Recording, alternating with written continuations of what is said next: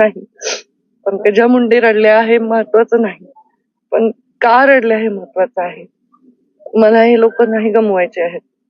पराभवानी विजयाने मी हलणारी नाही, पण अशा गोष्टी मला खूप हादरवून टाकतात. त्यांची मुलगी जेव्हा तिच्या वडिलांना काय आप्पा बाबा म्हणून रडत होती तेव्हा मला खूप अस्वस्थ झालं, कारण तिची वेदना मी समजू शकते आणि मी खूप त्या झेललेल्या आहेत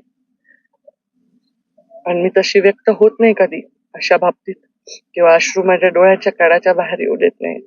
पण आज मी अस्वस्थ आहे आणि माझ्या स्वतःवरचं संतुलन बिघडेल असं माझ्यावर प्रेम करणाऱ्यांनी करू नये एवढीच विनंती आहे.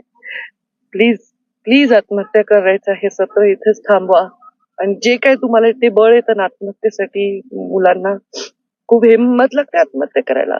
रडक्या बेकड लोकांचं गाण्याचं वाटणं वेगळं आहे, पण ती हिंमत माझ्यासाठी पुढचे 100 दिवस द्या. हे सगळं पालटून टाकू, सगळं उलटून टाकू, विश्वास ठेवा.